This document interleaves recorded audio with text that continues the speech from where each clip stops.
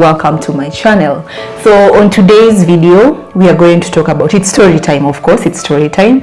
I remember I had said earlier that I'll be doing at least story time once in a month, and today is the day. The last story time that I did was about date gone bad, and today I want to talk about the last relationship that I had before being single again. So I'm going to take you from how it began. Before that I was dating some guy who really didn't define the relationship. Like, I was in that relationship and according to him there was no relationship, and to me everything that we were doing, it's like we were a couple. So I was in that relationship alone. It wasn't defined at all.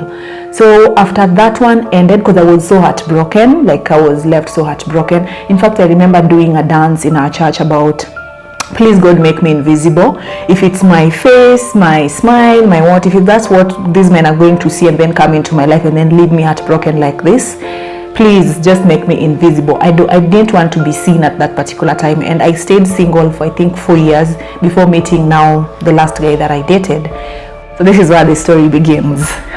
So on our first date, we were meeting somewhere in Karen, in some mall. So of course, when you're going on a first date, you're not sure what to expect in terms of how is it gonna turn out, But when I got there, he was waiting for me. He was there like I think 15 minutes before. He called me and then told me, where are you? And I was like, I'm on my way, because where I stayed was not far away from the place where we were going to meet. So I got there, I was standing there with very red roses, and then there was a pink one in the middle. I mean, it was just beautiful. And then the chocolates, he gave me the flowers and then the chocolates. So we went upstairs, sat in a nice place. Of course, he pulled my chair.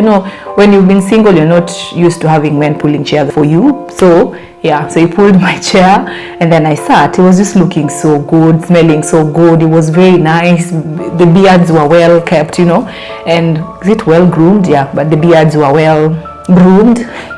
And it was just smelling nice, and there's nothing as good as a man who's smelling good, all our conversation that we're having over there, he really knew what he wanted from that date.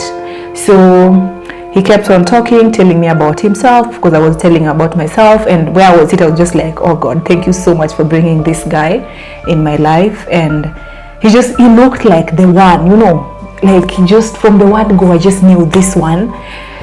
This is how I'm supposed to be treated, and this is how I want to be treated, and this is how I want to, the kind of men that I want to hang out with. This is how they're supposed to dress up, and this is how they're supposed to smell. So all those things are just going in my head. So when towards the end of the date, I remember he told me what he wanted after me telling him all about myself, a lot of things. So he was like, you know what, I want you, Christine, to be my significant other. Like, I want to date you. I want to get to know you. I want to spend my life with you. It was on the first date, by the way. It was pretty clear what he wanted. So even me, when I was sitting there, of course that's what I wanted, but as a lady, sometimes you tend to just, behave like you really are not in there, but you're in there. So I tried, but it didn't last for so long though. So he told me that he wants us to have a relationship, like a serious relationship that is going to lead to marriage. In fact, he had some 2 bracelets on his hands. So he removed one of them and told me that. So I was given a bracelet. So he told me, I want this bracelet to mark the beginning of our friendship. And with this friendship, we're going to take it to the next level and next level, And we are going to be here to build each other, and just to, even if you're going to fight, you're going to do this. But at the end of the day, I want you to know that even if we fight, we're going to fight to be better, not fight to break up, but we're going to fight to make up and keep on being better. So this guy was telling me all these things, and I was like, oh my goodness, just all that I want to hear and all that. So that date went pretty well. And then later I was dropped in my house, and then he went to his place. So that was day 1. That's how the relationship started. So I was introduced to flowers, yes. So I went home with my flowers. They're really smelling nice. I was just happy, like happy. So I said yes on the 3rd date. I think we were somewhere in some mall doing either shopping or doing something. So I said yes, I want us to start this relationship, and it started.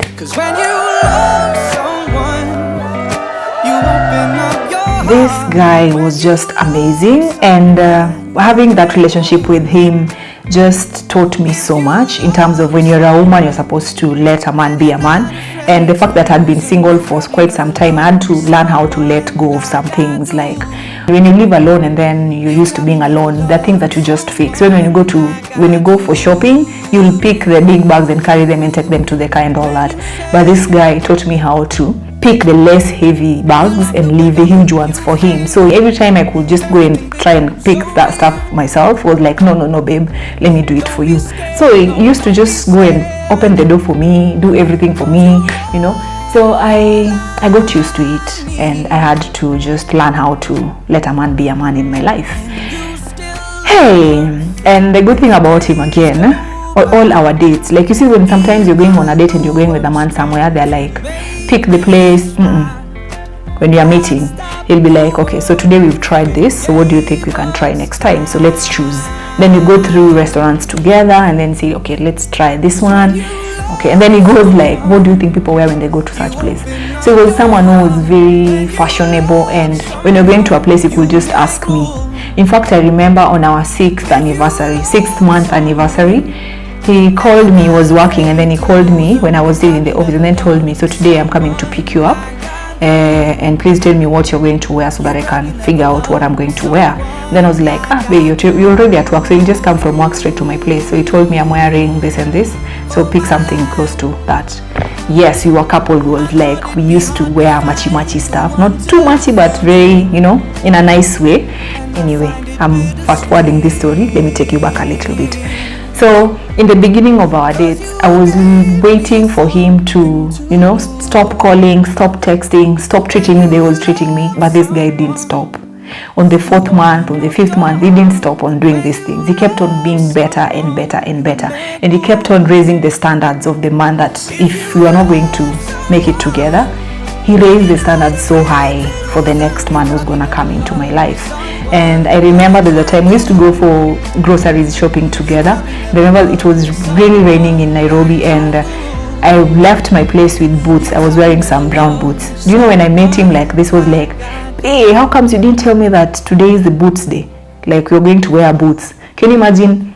Before going to that grocery place, we went to a supermarket somewhere in Westlands, and then we got some new boots so that we can be matchy. I think there's a picture somewhere there. They're not too matchy, but yeah. So it's like, even me, I have to wear boots. So yeah. So it was that kind of guy that was just, you know, I'm sure I'm everywhere, but I'm just giving you bits of this relationship so that you can feel it. And, you know, of course we used to fight as well. So I remember our first fight happened, and that's the first time I went, like, I think 24 hours without talking to him, and it was such a big deal. We met on a Sunday, and then we had planned for something on a Tuesday evening. So on that Sunday when we met, that's when we had our fight.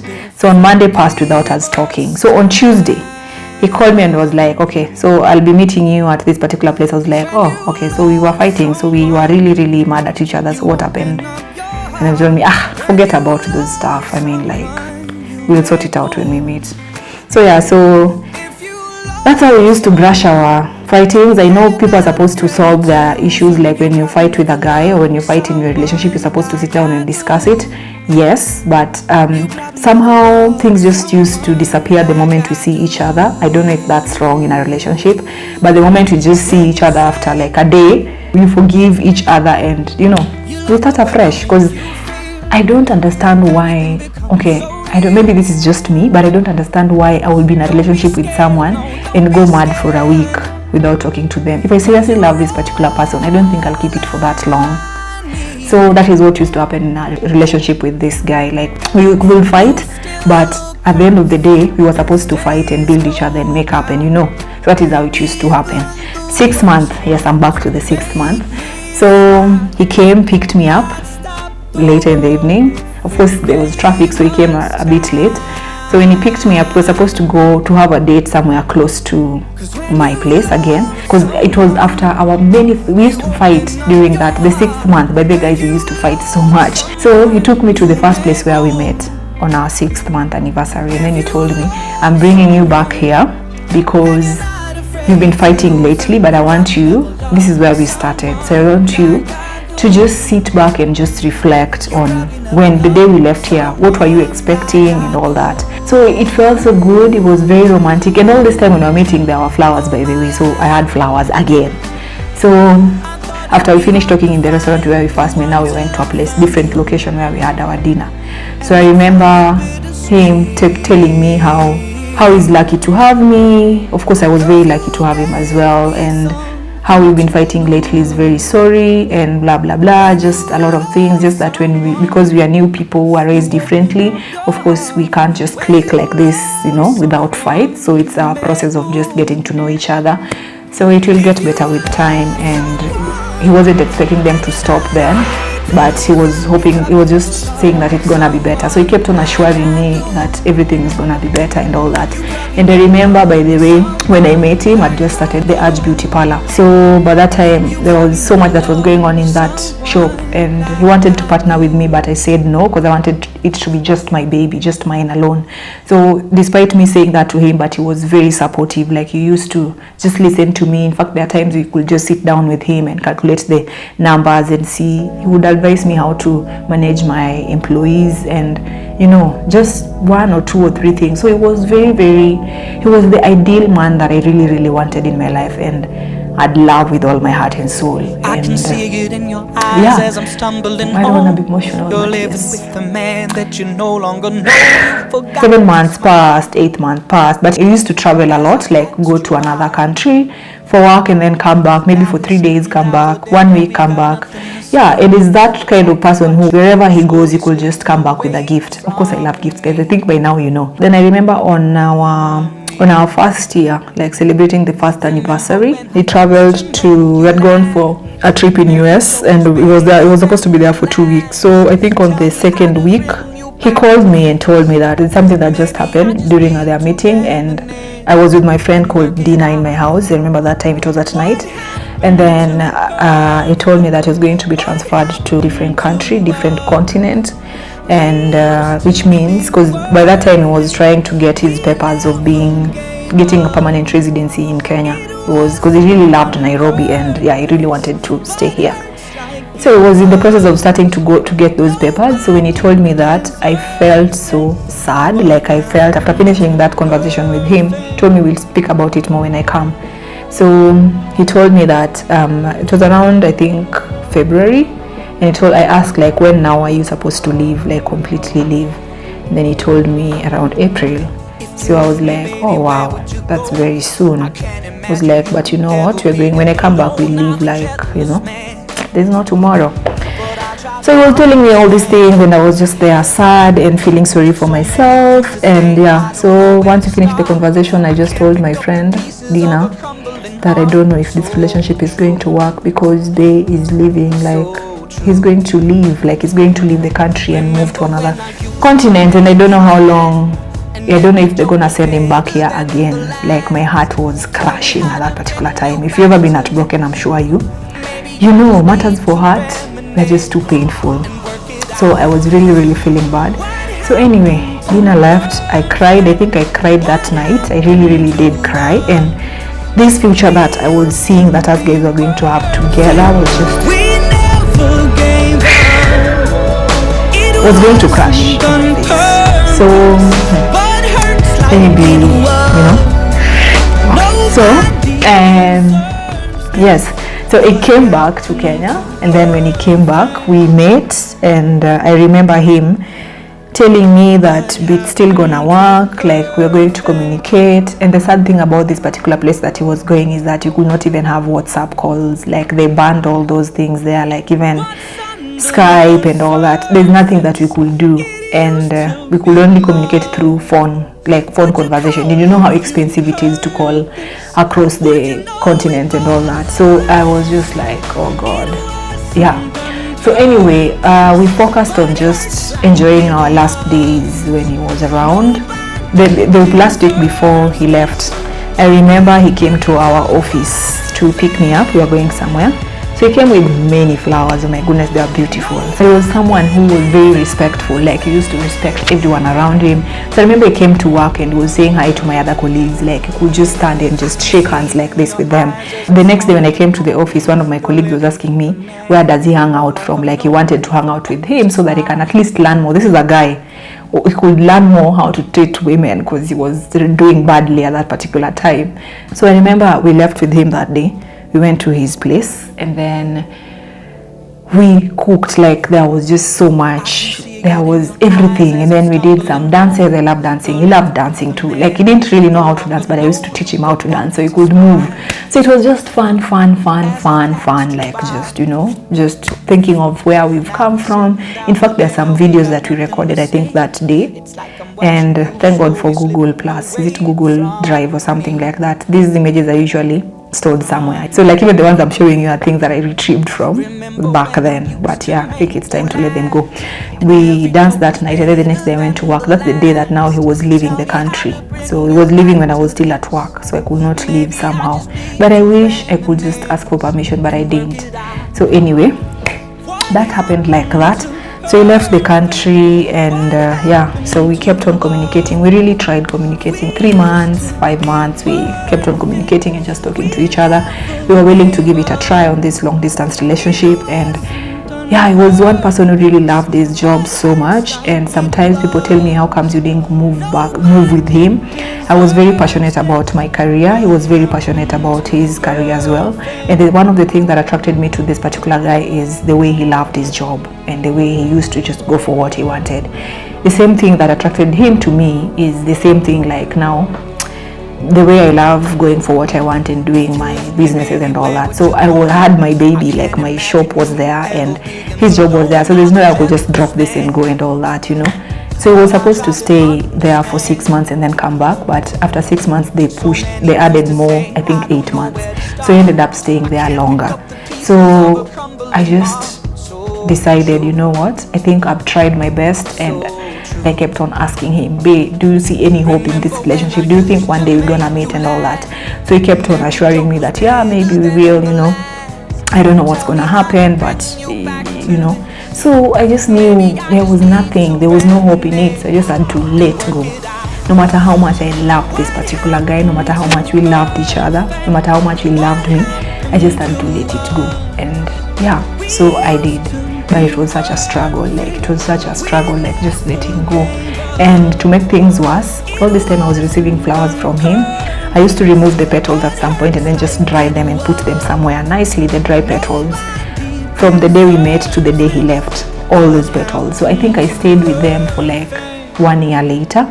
So the communication was just on and off. So there was a time I said, you know what, Christine, I'm trying to move on, because I was trying to move on, I was trying to go on dates, but when I come home, I kept on thinking about him and how he used to treat me and all that. So I said, you know what, I'm going to remove this, to take all these petals and just throw them away, all the dried petals. So I think I did throw them away in my dustbin.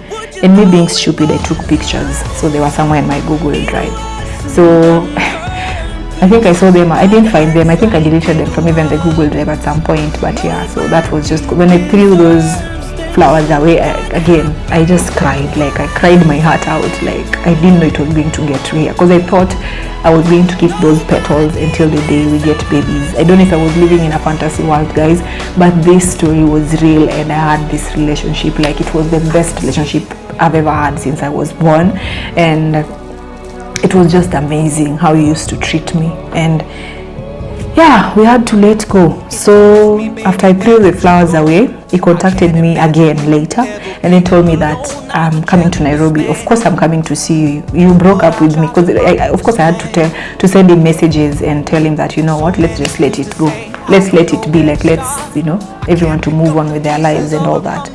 So when he came, he pulled that line on me that, you know what, Christine, you are the one who ended the relationship with me. I'm coming to Kenya and I'm coming to see you. It was like, you know, when you've loved someone before, you always have a soft spot when it comes to them. So I was like, okay. I was happy that he was coming. So he came. Of course, seeing him brings back all the emotions and all that. But from that time, when he left, I just said, it's okay, it's time.